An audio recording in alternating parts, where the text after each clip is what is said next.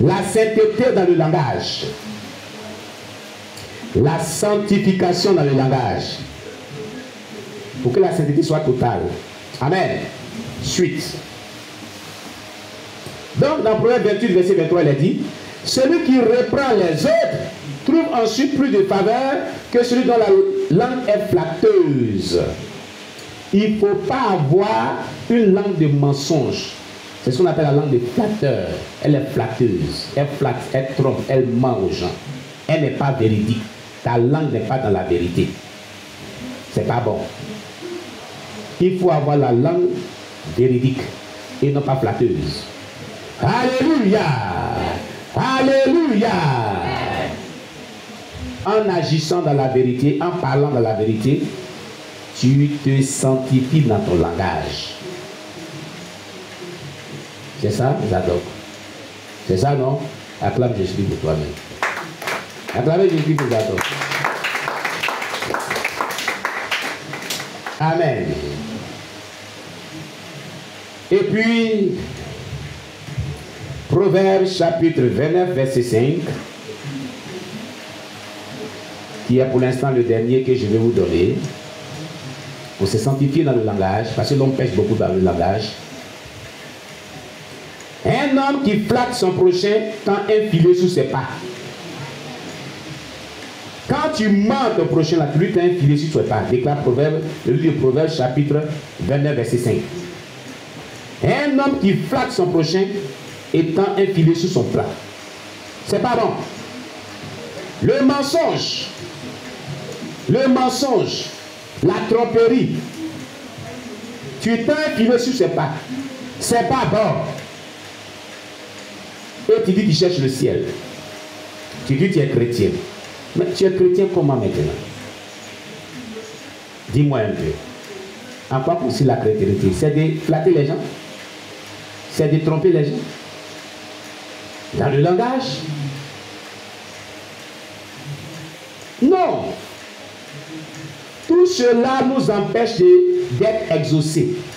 Tout cela empêche les prières d'être efficaces, d'être puissantes, d'être exaucées et d'obtenir la victoire sur les yeux des ténèbres. On pêche beaucoup dans le langage. C'est pas bon. Nous péchons beaucoup par nos langages. C'est pas bon. Contrôlons nos langages. Tu vas répéter après moi. Dis Seigneur Jésus. Jésus, je t'en supplie. Toi qui as déclaré, selon de Jean, chapitre 14, verset 13 à 14. Et tout ce que vous demanderez à mon nom, je le ferai, afin que le Père soit glorifié dans le Fils. Si vous demandez quelque chose à mon nom, je le ferai. Seigneur, je te confie ma langue. Je te confie ma bouche. Sanctifie-la. Sanctifie-la. Sanctifie-la.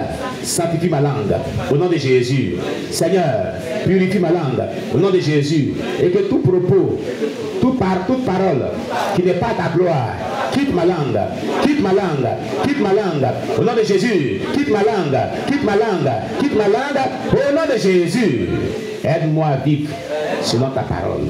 Aide-moi à marcher selon ta parole. Aide-moi à parler sagement. Où est ma langue? De beaucoup de sagesse.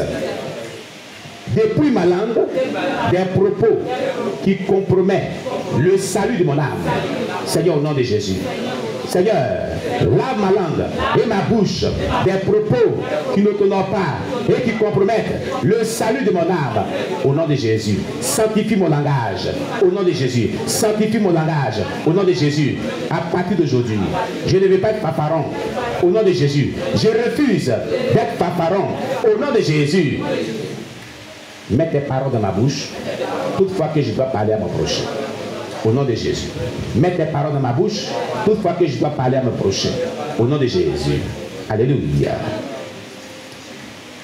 Troisième champ de bataille. Troisième champ de bataille.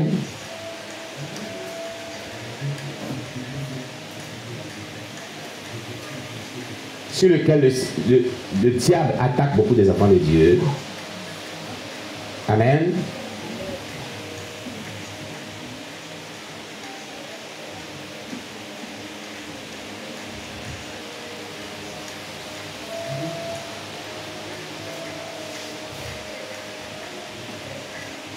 Gloire à Jésus-Christ. C'est la conduite de l'homme, le comportement, le caractère qui développe une personne. Le comportement, le caractère qui développe une personne. La mauvaise conduite, le mauvais comportement. N'ayez pas un comportement qui est contraire à la bonne conduite que doit avoir un enfant de Dieu. Tout comportement qui décrit Dieu, que Dieu n'aime pas, abandonnez ce comportement-là. Sinon, vous créez les problèmes. Vous programmez un avenir malheureux, désastreux pour vous. Et ceci, Nombre chapitre 32, verset 23. Ceci se trouve dans Nombre chapitre 32, verset 23. Le livre de Nombre, chapitre 32, verset 23.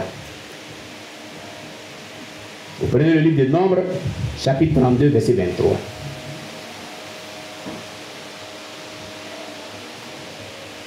Le livre de Nombre, chapitre 32, verset 23. La mauvaise conduite, le mauvais caractère, le mauvais comportement n'est pas bon. Dans le livre de Nombre, chapitre 32, verset 23, il est dit, mais si vous ne faites pas ainsi, vous péchez contre l'Éternel, sachez que votre péché vous atteindra. Si vous ne faites pas ainsi, vous péchez contre l'Éternel, sachez que votre péché vous atteindra. Alléluia. Donc il y a une manière de faire, il y a une manière d'agir. Agir selon Dieu, faire selon Dieu, se conduire selon Dieu, se conduire selon la parole de Dieu, selon le Saint-Esprit, nous amène vraiment à vivre dans la sainteté, à demeurer dans la sainteté. La mauvaise conduite. Donc l'homme se sanctifie, l'homme pêche de trois manières, dans sa pensée, en mettant son cœur, dans ses propos et dans sa conduite. L'homme doit se sanctifier de trois manières, dans sa pensée, dans ses propos et dans sa conduite. Vous comprenez? L'homme doit se sanctifier de trois manières, dans sa pensée, dans ses propos avec dans son cœur, dans sa conduite, dans son caractère, dans son comportement. Dieu a dit dans sa sainteté, je triompherai. Voilà la sainteté selon Dieu pour avoir le triomphe. Amen. Amen. Cette sainteté qu'on vient de définir, elle est la sainteté d'une première partie. Il y a la sainteté corporelle qu'on appelle le dépouillement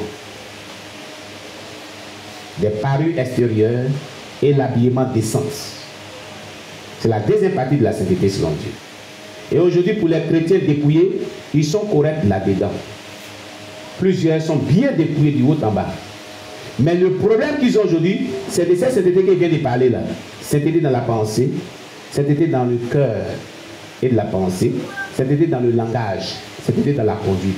C'est le seul problème aujourd'hui que ont la majeure partie de tous ceux qui sont dépouillés aujourd'hui. Et c'est à cause de ça que plusieurs personnes ont des problèmes spirituels qui demeurent et qui ne finissent pas. Et c'est ça même qui a fait qu'ils vont rater le ciel.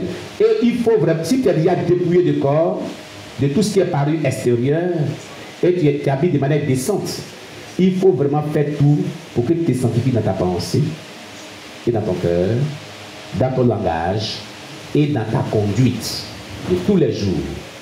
Alléluia. Alléluia. Gloire à Jésus. Il faut faire tout. Acclamez Jésus, ma fille. Elle a joué très bon rôle. Acclamez Jésus, très intelligente. Alléluia. Voilà. Très, très intelligente. Gloire à Jésus. Dieu a dit dans sa sainteté, je triompherai. Voici la sainteté selon Dieu pour le triomphe.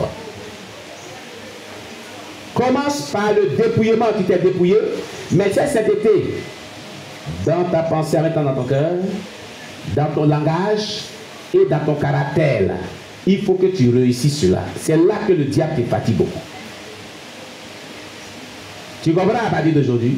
Voilà ton problème, Église. Voilà ce qu'il te faut pour non seulement avoir du triomphe, avoir tout ce que ton cœur désire, quand tu vas demander dans les prières à Dieu, rendre tes prières efficaces, et puis avoir le salut, la sécurité. Tout se réside dans la sainteté véritable. C'est le secret pour l'obtention de tout ce dont l'on a besoin. Le secret pour l'obtention de tout ce dont l'on a besoin. Si quelqu'un veut quoi que ce soit, la sainteté véritable, il faut qu'il recherche avec ardeur. Regardez, je le dis toujours, les gens ne comprennent pas mon langage. Mais aujourd'hui, il faut écouter ce que je te dis. Quand tu examines la Bible, Adam et Ève étaient dans le jardin d'Éden. Quand ils n'avaient pas encore péché, ils avaient des problèmes. Ils avaient des problèmes. Ils avaient tout à leur disposition. Quand est venu le péché, Dieu les a chassés du jardin. Les problèmes ont commencé. Et Dieu a dit, c'est la sueur de leur front qui trouveront maintenant de quoi satisfaire les besoins. N'est-ce pas? N'est-ce pas? Hein? Ça veut dire quoi? Toutefois que tu pêches, tu crées des problèmes. Toutefois que tu ne pêches pas, il favorise la grâce de Dieu dans ta vie. Tout ce que tu veux que Dieu te donne, Dieu t'accorde. C'est le secret. La sainteté est le secret pour l'obtention de tout ce dont nos cœurs désirent. La sainteté est la réussite de la vie chrétienne. La vie chrétienne se résume en sainteté. Le royaume de Dieu consiste à la sainteté selon Dieu. La sainteté, c'est tout ce dont tu as besoin pour obtenir tout ce que ton cœur désire de Dieu et pour être heureux, pour réussir ta vie chrétienne. Pour avoir une vie chrétienne victorieuse. La sainteté est vraiment le secret pour la victoire sur tes ennemis. La sainteté selon Dieu. Dieu a dit dans sa sainteté, tu triompheras. Psaume 108, verset 8. N'oublie jamais cela. C'est dans la sainteté selon Dieu qu'on obtient toutes choses à Dieu. On obtient toutes choses de Dieu. Tu comprends? Tu comprends? Très bien. Très bien. Donc ces prières-là, elles sont efficaces que lorsque tu remplis ces conditions. C'est le code. C'est le code. Le code, ce sont ces prières. Le code pour que ces prières soient efficaces, c'est ça. Le code, c'est ça. Tu as compris? Est-ce que tu as compris? Très bien. On va se tenir debout, on va faire quelques prières prophétiques. Maintenant que tu as compris, tout compris comme ça, tu vas prier maintenant librement. Amen. On va chanter un cantique d'abord. Satan, tu n'as plus de pouvoir dans le nom de Jésus. Satan, tu n'as plus de pouvoir dans le nom de Jésus. Satan, tu n'as plus de pouvoir dans le nom de Jésus. Satan, tu n'as plus de pouvoir dans le nom de Jésus. Démon, tu n'as plus de pouvoir dans le nom de Jésus. Démon, tu n'as plus de pouvoir dans le nom de Jésus. Démon, tu n'as plus de pouvoir dans le nom de Jésus. Démon, tu n'as plus de pouvoir dans le nom de Jésus. Tu es lié, oh lié, tu es lié. À la croix de Golgotha. Tu es lié,